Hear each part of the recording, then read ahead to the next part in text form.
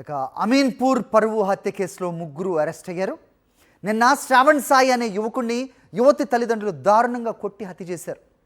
ఈ కేసులో యువతి తల్లిదండ్రులు తమ్ముడిని పోలీసులు అరెస్ట్ చేశారు. శ్రావణ్, శ్రీజ 10th క్లాస్ నుంచే ప్రేమించుకున్నారు.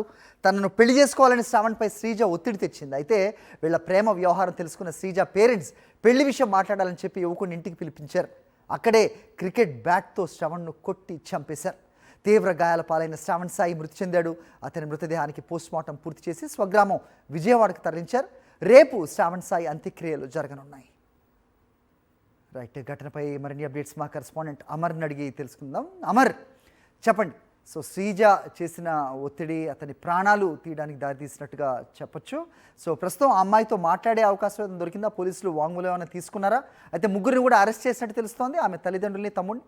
ఏంటి మీ దగ్గర ఇన్పుట్స్?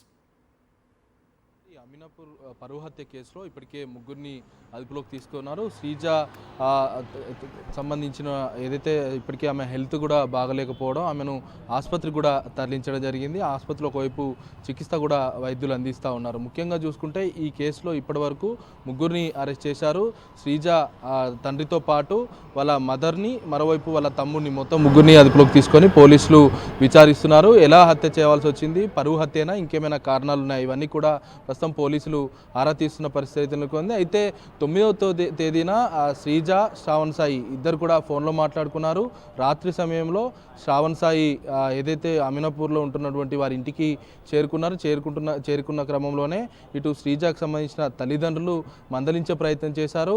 శ్రావణ్ సాయి వినకపోవడం, వెంటనే శ్రావణ్ సాయి మీద బ్యాట్తో పాటు కత్తులతో దాడి చేశారు. అత్యంత కిరాతకంగా అతన్ని హత్య చేసిన తర్వాత చనిపోయాడో లేదో అని ఆసుపత్రిలో మళ్ళీ జాయిన్ చేద్దామని తీసుకెళ్లారు. అంతలోపే వైద్యులు మృతి చెందారని చెప్పడంతో ఎమ్మెల్సీ కేసు కావడంతో పోలీసులకు ఆసుపత్రి సమాచారం కూడా అందించారు. దీంతో పోలీసులు ఘటనా స్థలానికి చేరుకోవడం, ఇటు అపార్ట్మెంట్కి కూడా చేరుకోవడం, ఉన్నటువంటి బ్యాట్ను కూడా సీజ్ చేశారు. ఈ కేసులో ప్రస్తుతం శ్రీజ తల్లిదండ్రులతో పాటు ఇటు తమ్ముడు ముగ్గురు కూడా ఈ నేరంలో పాల్గొన్నారు. కాబట్టి వాళ్ళని ప్రస్తుతం పోలీసులు అయితే ఒకవైపు విచారిస్తున్నారు. నిన్న సాయంత్రం సమయాన శ్రావణ్ సాయికి సంబంధించిన అతని పోస్ట్మార్టం కూడా పూర్తయింది.